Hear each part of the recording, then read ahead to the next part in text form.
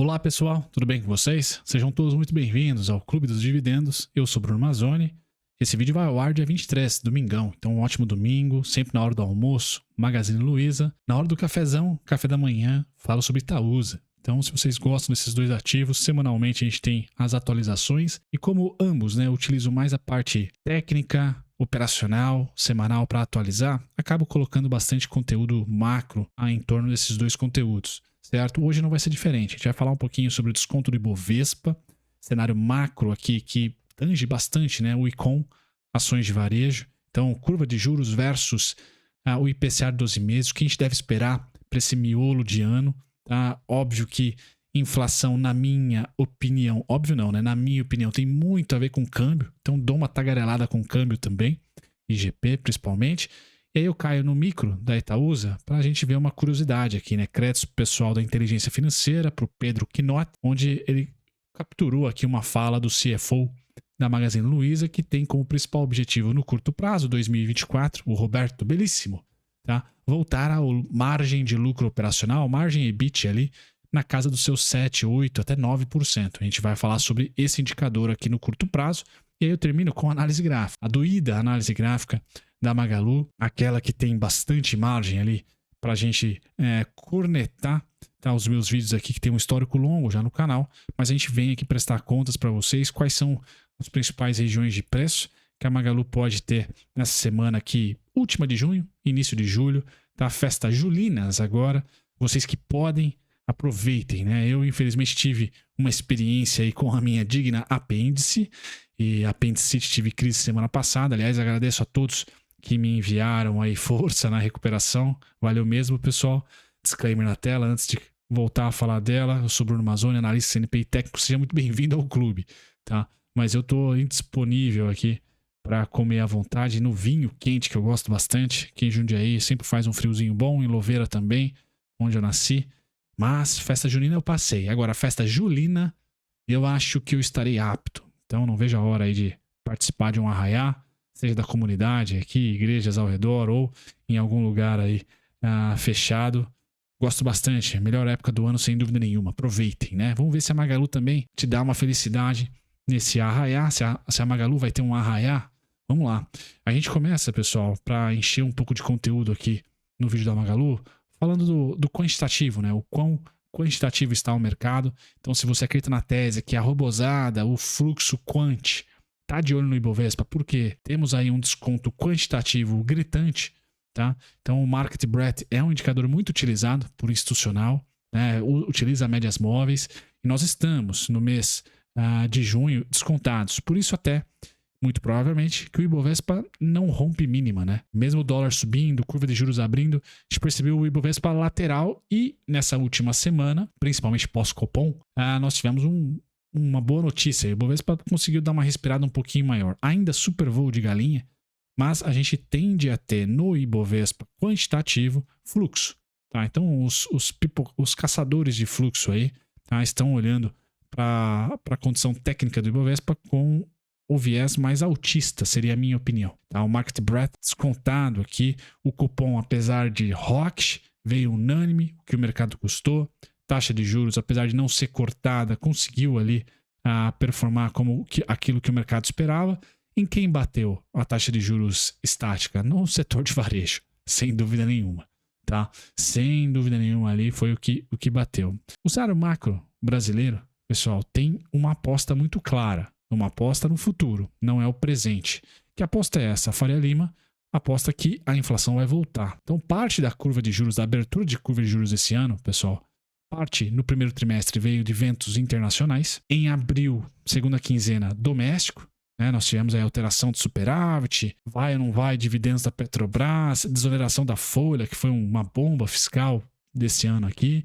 Tudo isso doméstico fez com que nós tivéssemos uma pressão. Mesmo que maio não tenha sido uma pressão internacional. Quando a gente olha para o DXY em maio, nós tivemos uma tranquilidade no dólar em maio, na curva de juros americana em maio. Agora, em junho, o DXY volta a subir, certo? Volta a ter alta aqui. Em junho, nós continuamos com ruídos domésticos. Então, junho é um mês ou foi um mês, estamos no final, né? Com esteroides aí para você apostar contra os ativos de risco brasileiro e pró-renda fixa, né? Pois bem, como será julho? Fato que, se nós tivermos em julho medidas fiscais sendo adotadas, tomara que não só em agosto, né? No PELOA, né, no orçamento para o ano que vem, tomara que isso venha antes, até porque dólar já está a 5,40, curva de juros está lá nos quase 12, já tem título pagando 1% ao mês novamente, então isso não é interessante, tá? Então não é interesse de Lira, de Pacheco, de Lula e de ninguém ter as condições macro, vamos assim chamar, juros e dólar, na atual condição. Eles querem deflacionar um pouquinho esses dois ativos. Então a gente deve ter bombeiros, medidas, várias medidas a sendo adotadas, tá? Ao longo desse mês de julho para deflacionar um pouquinho. Até porque não só não é interesse, como temos eleições esse ano. Então ninguém quer ir com inflação subindo por causa do câmbio subindo. Juros nas alturas, pressão, lobbies pressionando ali o Senado principalmente, que responde aos principais lobbies. Tá? Tirando o agronegócio, as exportadoras, nós temos lobbies também domésticos aqui que não estão felizes, tá? Com a condição de juros atual. Então eu creio que a assimetria para o mês de julho é mais positiva para uma estabilização de juros e até reversão dos juros. Uma estabilização, pelo menos, do dólar. Tá? E a Faria Lima, parte dela, tirando o risco fiscal, a incerteza, vamos chamar assim, fiscal, que faz juros abrir e dólar subir, também tem um pouquinho de estimativa da Faria Lima de inflação voltar a subir. Que por hora é místico, né? A gente não tem esse dado.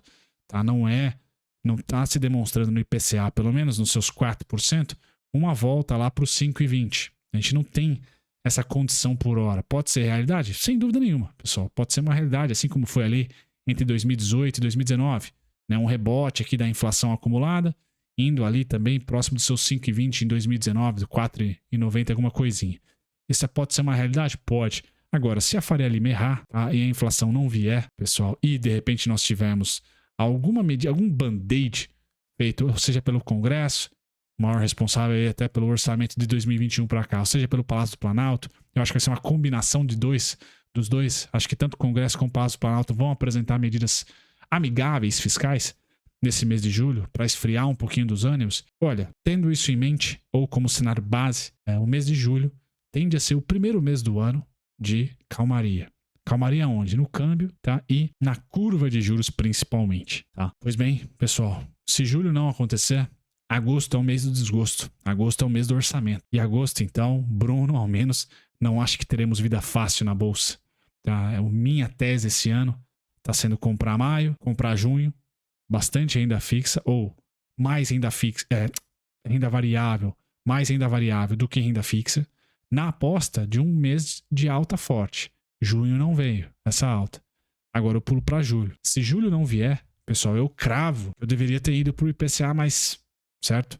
Pelo menos de curto prazo, aí 2, 3 meses. Ou para o CDI, os cento e tantos por cento do CDI, como o maior aporte. Porque a bolsa não tende a ter vida fácil no mês do orçamento, que é agosto, tá? E também no início da corrida mais pujante aí, eleitoral norte-americana, tá? Então assim, julho é o mês que eu aposto minhas fichas de o rally da bolsa. Que rally é esse?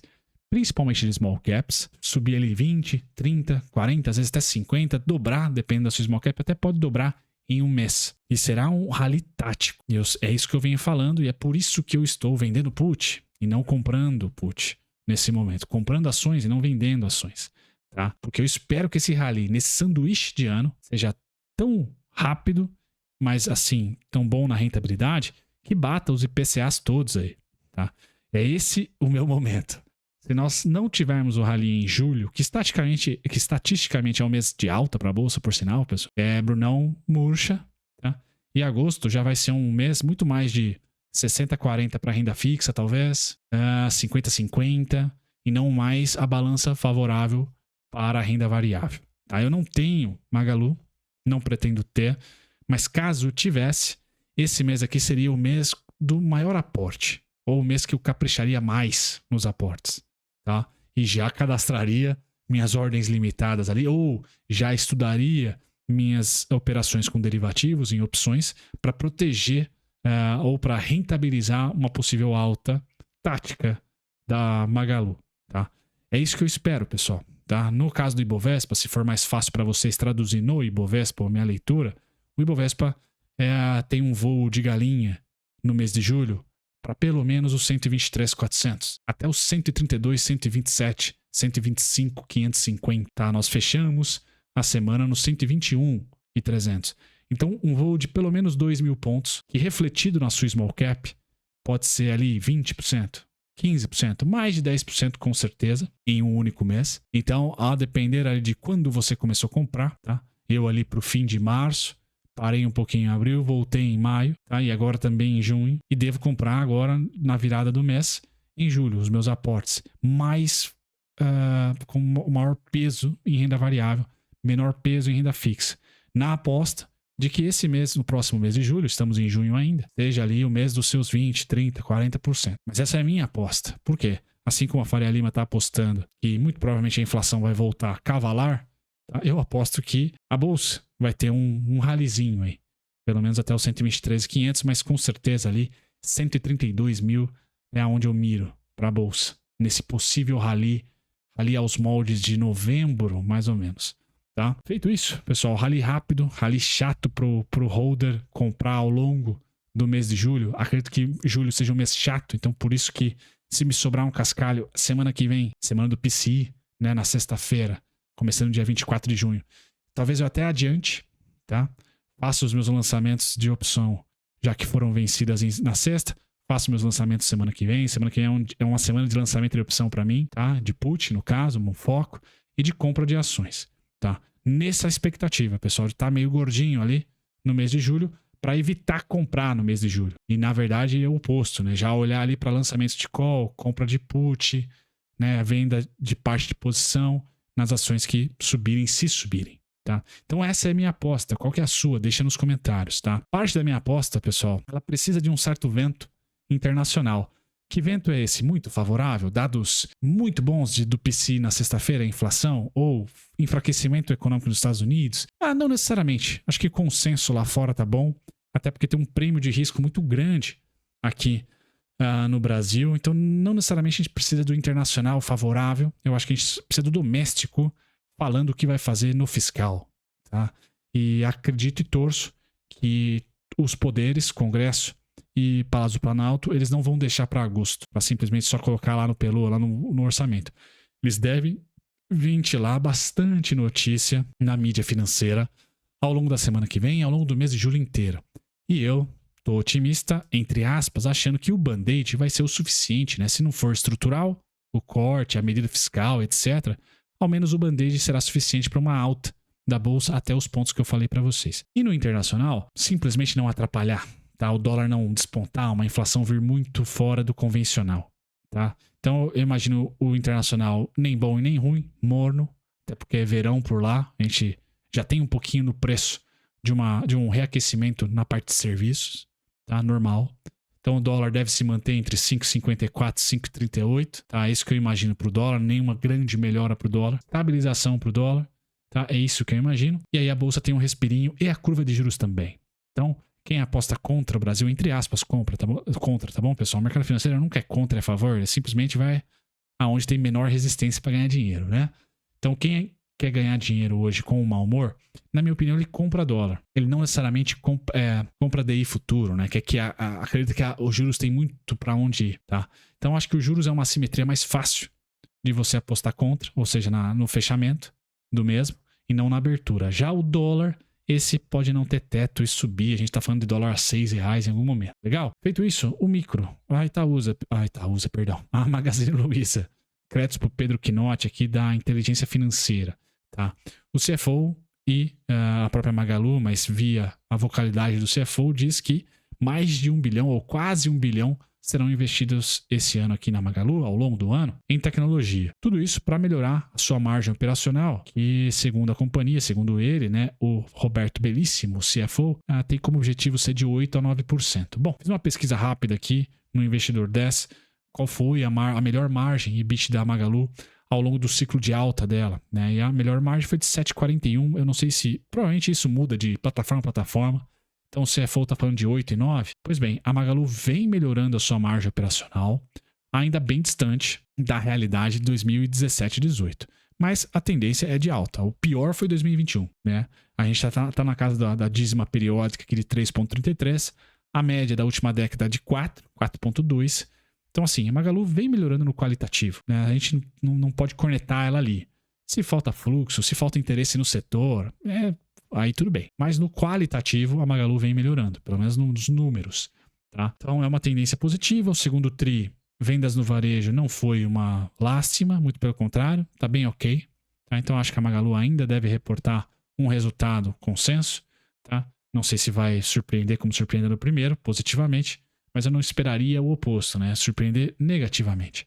Tá? Eu acho que vai ficar elas por elas ali. Então, no fundamento, Magalu não deve ser uma detratora de preços. O que pode fazer é a curva de juros abrir, dólar subir, e aí apanhamos ainda mais nas small caps. No preço, pessoal, finalzinho do vídeo aqui que fala sobre análise gráfica, quais são os pontos que ainda não foram conquistados pelos vendedores, tá? Bom, vamos lá. 9,97, alvo 8,86, 8,26, 7,18, 6,74. Agora, qual que é o alvo? Qual que é o rally da Magalu? 14,65, tá? Esse é o principal rally dela, tá? Então, em relação ao fechamento do pregão, de sexta-feira, perdão, dia 20, tá? Nós teríamos, né, em relação ao fechamento, algo em torno de 34%. Então, é exatamente isso que eu falo para vocês do meu aumento de aportes em ações ao longo aí do segundo trimestre.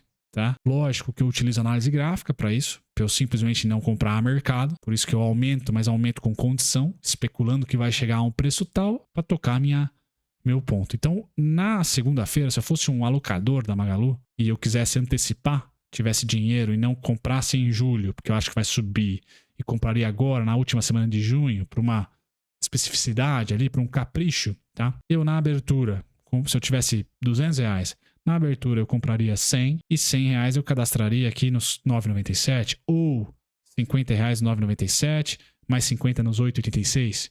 Tá? Então eu vou a mercado e limitado. Tá? Acreditando que a partir dos 14,50, 14,60 aqui, 14,65, a partir do 14,65, vamos supor que eu seja um holder da Magalu e queira ficar com ela para previdência. A partir dos 14,65, o montante que eu comprei aqui, se possível, tá? Até porque opções não tem fracionário, eu lançaria porcentagem do montante dos lotes que comprei aqui, eu lançaria as calls, tá? Aceitando ser exercido ou capturando o prêmio. Eu, caso a Magalu suba a partir dos 14,60, poderia de repente comprar put, tá? Me defendendo, comprando um seguro aí para queda. Ou seja, na semana que vem, eu olho muito mais para acumulação do que para a rentabilidade daquilo que eu acumulei ou da compra de seguro, tá? Da minha posição de longo prazo. É basicamente isso. Se a Magalu for coerente aqui com um rally um pouquinho melhor, tá? A gente já vai estar falando aí para os R$19, que é o próximo alvo, tá falando de 70% de alta. Bate qualquer índice de renda fixa, tá? E o alvo final, por exemplo, seria lá nos 28,72. Estamos falando de 160% de alta. Tá? Se eu for lá para o gráfico mensal, eu tenho os R$19 como principal alvo. Tá? Intermediário, nós vamos ter aqui os 13,40. Então, 13,40 um pouquinho abaixo dos 14,60. Mas ainda assim, seria ali próximo de 23% de aumento em relação, de rentabilidade em relação ao fechamento. Tá? Ao fechamento da semana passada. Então, são essas as continhas que eu faria, tá? E que eu faço, olhando, obviamente, que as minhas ações de previdência são muito mais vovôs do que a Magalu. Então, a Magalu não é uma empresa ainda de valor, né? É uma empresa de crescimento, um pouco bem mais arriscada. Mas é isso que eu estou olhando, por exemplo, tirando a Qualicorp, que está quarentenada na minha carteira, é isso que eu estou olhando na Porto, na Multiplan, na B3. Grupo Soma, que é uma pimenta, então pula. E também vai fazer a fusão combinar, né, com a Arezzo. Itaúsa, Klabin, Aura é defesa, Fleury, Engie, Cosan, estou em opções, ainda não comprei. Tá? E aqui são os fundos imobiliários e o ETF da Nubank que eu tenho de dividendos. Compro todo mês. Esse pessoal aqui de baixo, do HGLG até o NDI V11, eu só compro. Tá? Agora, as ações, eu tenho essa dinâmica. Uma hora mais, uma hora menos. A mercado, uma hora mais, uma hora menos. Nas opções, uma hora mais, uma hora menos. Na ordem limitada, ou nas ordens limitadas. Bom, pessoal, não tem segredo. Essa é a vida pragmática de investimento. Tá? Utilizando a análise técnica para investir, não só para especular. Lógico que quando eu falo de derivativos, opções e também falo para vocês de realização de lucro, gestão da posição, não é o holder clássico ali, é mais gestor do que holder, mas aí cabe o seu perfil. As ações que eu acabei de mostrar para vocês, elas, em tese, vão me acompanhar até a Previdência, assim espero, tá? Os ETFs e os fundos imobiliários também, certo? Feito isso, finalizo o vídeo para vocês aqui. Pessoal, agradecendo a companhia, obrigado pelo carinho aí ao longo da semana, eu que tive a minha crise de apendicite semana passada, fui pra faca, e pois bem, agradeço toda a força que vocês me deram aí. Um abraço, pessoal, até o próximo vídeo. Tchau, tchau.